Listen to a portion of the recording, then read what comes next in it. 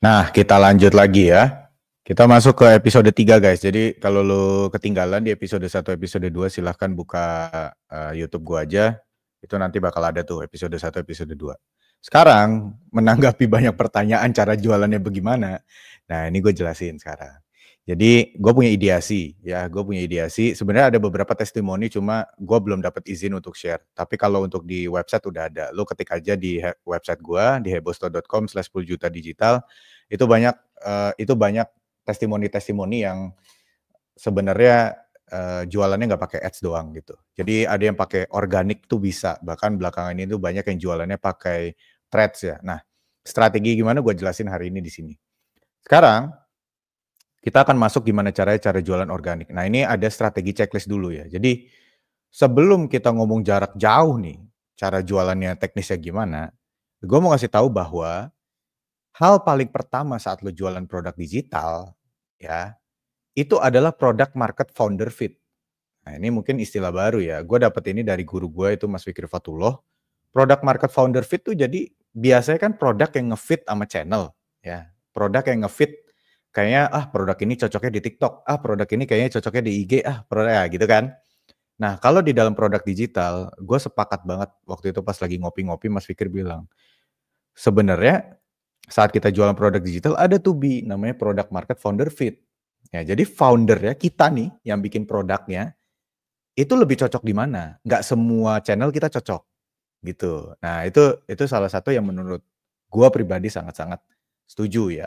Nah, ini ada product market founder fit yang menurut gua mungkin disesuaikan sama lu. Kalau lu sukanya teks, ya kalau lu sukanya nggak muncul di depan banyak orang, itu saran gua sih lu jualannya di threads. Dan secara faktual, banyak banget orang jualan di threads sekarang produk digital itu laku parah, banyak. Ya, kenapa Bang bisa begitu? Nanti gue jelasin kenapanya. Tapi intinya kalau lu suka tekstual, jualanlah di threads. Ya, tapi gue nggak punya followers Bang. Tenang, ya. Sekarang kita punya kesempatan yang sama orang yang punya followers. Nanti gue jelasin logikanya.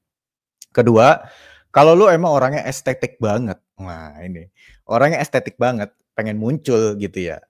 Pengen muncul, pengen nampilin wajah gitu ya. Ya mungkin lu pilih Instagram.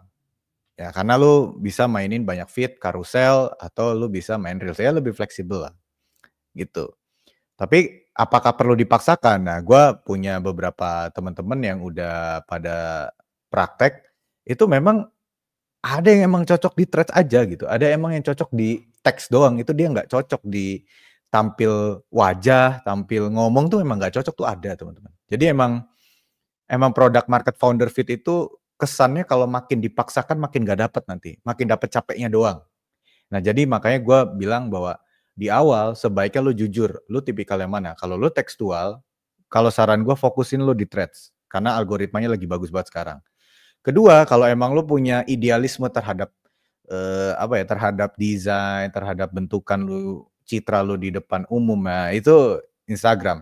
Nah, kalau misalkan lu emang karakternya cocok sama kekinian ala-ala TikTok gitu ya, yang kayak ya video dan lain-lain cuma lebih ada passionate lah gitu di TikTok gitu ya, bisa ngeblend sama apa yang lagi hype di situ ya saran gue sih ke TikTok. Cuma kenapa lu Bang, kalau lu nggak main di TikTok? Gue emang nggak cocok aja. Jujur aja gue emang nggak cocok dan gue juga nggak buka TikTok gitu. Gue nggak scrolling banyak di TikTok gitu. Karena gue membatasi banget di TikTok karena gue pernah terjebak di dalam adiksi gue untuk ngebuka TikTok. Jadi itu nggak berhenti. Nah menurut gue TikTok itu lebih candu. Jadi gue lebih menjauhi lah kalau TikTok. Dan gue nggak bikin konten di sana. Gue cuma dapat update-update doang gitu. Update-update doang dan itu pun gue ngeliatnya di berita. Biasanya kan nyampe juga di Instagram gitu kan. Gitulah kurang lebih. Nah tapi intinya kalau lo cocok dengan TikTok itu lo emang habitat lo ya silakan main di TikTok. Kalau gue enggak. Ya itu. Nah terus kita masuk ke strategi kedua. Itu 1-3-3. 1 hari 3 konten selama 3 bulan. Nah ini perlu yang namanya konsistensi. Ya enggak? Ini perlu yang namanya konsistensi. Jadi lu nggak bisa kalau lu nggak konsisten gitu. Gimana caranya Bang? Kan bikin konten 1 hari 3 konten selama 3 bulan kan ribet tuh. Emang lu bisa apa segala macam? Bisa. Ya, itu yang penting lu bikin kontennya jangan create tapi dokumentasi. Nah, maksudnya gimana tuh dokumentasi Bang? Jadi lu misalkan nih, lu sekarang jadi KOL spesialis di kerjaan lu sekarang. Ya lu tuh ngedokumentasiin, lu tuh ngelakuin apa sehari-hari gitu maksud gua.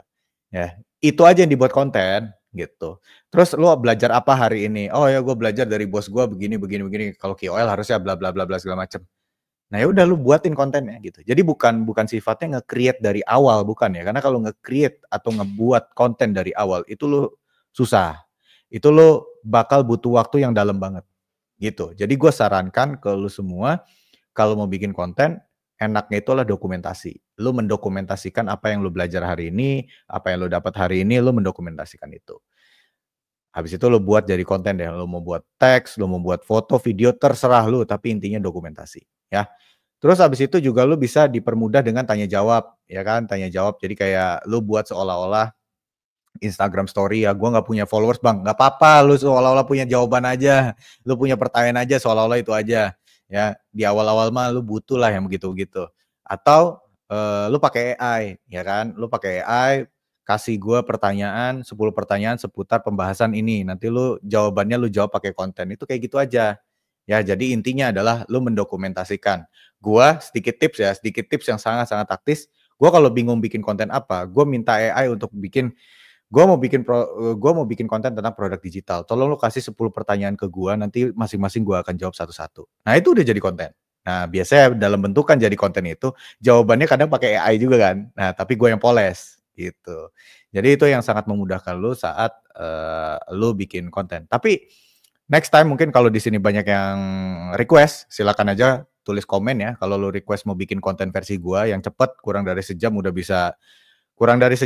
ya itu udah bisa 5 channel lah, lu bisa masing-masing update gitu ya. Jadi kalau misalkan jumlah itu bisa dalam 1 jam bisa 5 sampai 6 konten lah. Nanti kalau mau silakan komen di bawah, nanti gua akan bikinin videonya. Oke, terus habis itu, di sini juga lu bisa juga cek feedback setelah product market founder fit-nya lu udah tentuin lu mau di mana, habis itu 1, 3, 3 lu berjalan, habis itu lu cek feedback, atau iterasi lah bahasa bahasa startup itu iterasi. Jadi kayak lu bukan melakukan, kayak lu bukan melakukan sesuatu yang secara berulang bukan, tapi lu melakukan sesuatu, lu cek feedback-nya dan lu bisa jadi lebih baik gara-gara feedback itu. Jadi feedback is power ya. Feedback itu kekuatan sebenarnya, bukan kelemahan lu. Jadi kalau lu makin ngelihat feedback, terus lu bisa menanggapi konten-konten itu berdasarkan feedback itu, nanti lu akan jadi, content creator yang bagus banget. Karena jujur gua awalnya kayak begitu. Gua awalnya, karena feedback yang gue dapat brutal-brutal, jadi gue kadang suka bikin konten yang, "Oh jadi jangan gini ya, oh jadi jangan gitu ya." Nah itu gue dapetnya dari situ guys. Jadi itu penting ya feedback buat lo, oke? Strateginya cuma 3, product market founder fit, lu tentuin lu cocok di mana, tekstual kah, visual kah, atau hahaha kayak di TikTok, silakan lu sesuaikan. Habis itu, fokus 1, 3, 3, 1 hari, 3 konten selama 3 bulan, dan habis itu lu cek feedback-nya berkala ya, karena orang pasti banyak ngasih masukan lu di situ. Kedua, itu adalah kenapa fokus di 3 channel itu. Nah tadi kan gue bilang, kenapa kenapa lu fokusnya ke 3 channel itu Bang, Instagram, Threads, sama, TikTok gitu. Nah gini, karena 3 sosmed itu sudah interest based teman-teman. Jadi algoritmanya tuh sudah tidak bergantung sama followers, ya. Algoritmanya tuh bergantung dengan minat. Dia berdasarkan keyword. Nah, konten yang kita buat itu punya kesempatan yang sama dengan konten yang punya followers jutaan. Ya, jadi yang penting keyword-nya itu cocok aja sama minat audiens. Contoh, misalkan lu nih lagi buka Instagram, tiba-tiba lewat nih orang gua kagak pernah follow, gua kagak pernah nggak pernah ini dia, tapi dia ngebahas apa yang jadi minat gua. Ujungnya gua nge-follow gitu kan. Nah, itu adalah interest based. Contoh lagi kayak misalkan TikTok, ya. Misalkan lu nge-follow tentang bola atau tentang apa gitu. Pas lu udah nge-like satu, lu akan muncul lagi semua yang berbentuk bola gitu, yang berbentuk membahas sebuah, bahasan sepak bola. Lu suka masak, lu akan scrolling isinya masakan semua. Kenapa? Karena interest based. Dan makin lama kita memegang sosial media, teman-teman, makin gak kita perhatiin kan jumlah followersnya kan. Coba lu sadarin deh. Nah, kenapa? Karena semua sosial media sekarang arahnya sudah interest based. Jadi, ya, jadi di sini lu punya kesempatan yang sama orang yang udah punya followers banyak. Yang penting pembahasan lu relate aja sama orang.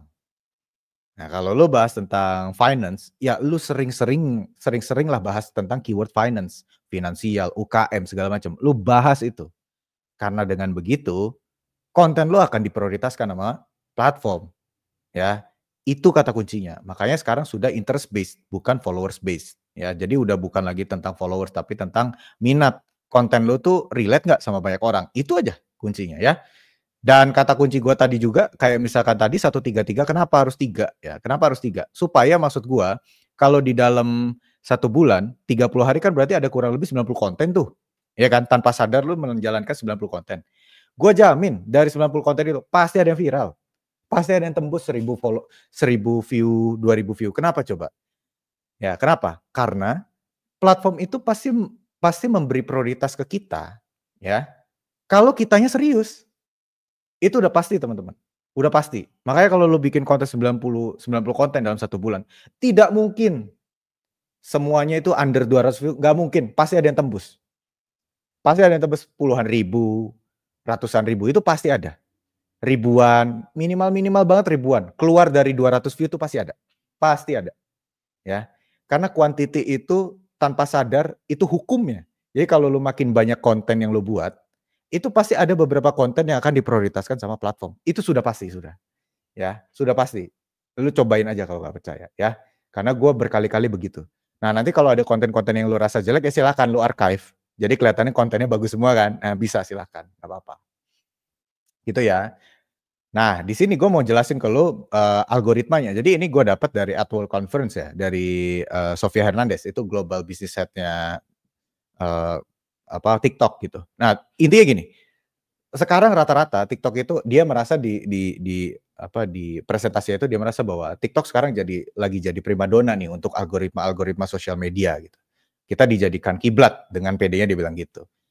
Ya. Jadi cara pikirnya TikTok itu adalah kalau kita udah bikin konten, kita lempar ke 100 view sampai 200 view. Dilempar dulu tuh.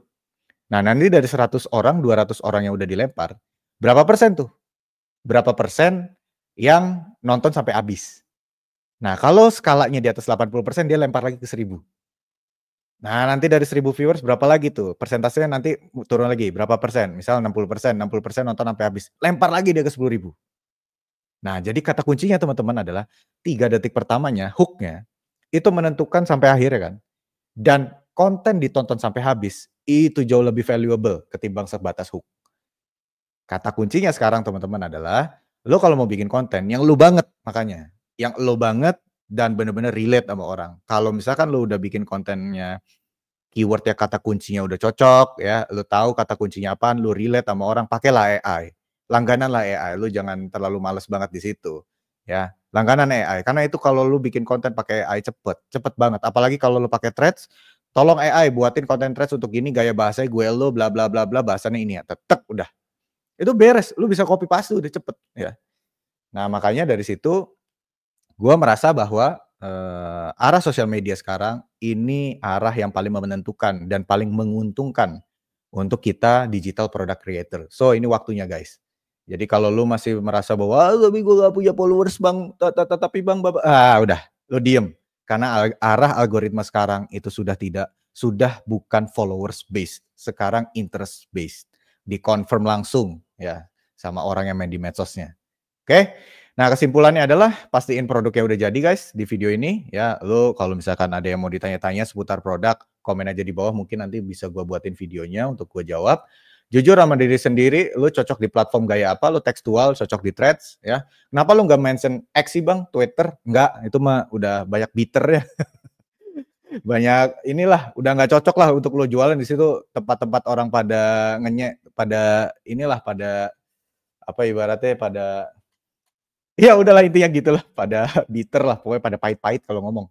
Ya, jadi kalau lo tekstual, silakan lo main di Threads. Kalau lo cocok sama gaya-gaya estetik, lo ada kesenangan tersendiri, mainlah di Instagram. Kalau lo hahaha daily life banget, mainlah di TikTok ya. Silakan, fokus aja satu dulu. Abis itu lo spam konten 3 bulan di situ, di platform itu. Jadi satu hari 3 konten, itu lo main aja di situ ya. Nanti lu pasti kaget ada satu akun atau satu konten yang lu naik banget nanti. Bung! Gitu. Nah, disitulah terjadi penjualan pertama dan biasanya itu yang akan membawa penjualan berikutnya, guys. Itu aja, kalau misalkan lu merasa ini bermanfaat silahkan like dan subscribe. Kalau misalkan lu pengen ada yang mau gue bahas, lu tinggal komen aja, insya Allah nanti gue bahas. Thank you ya.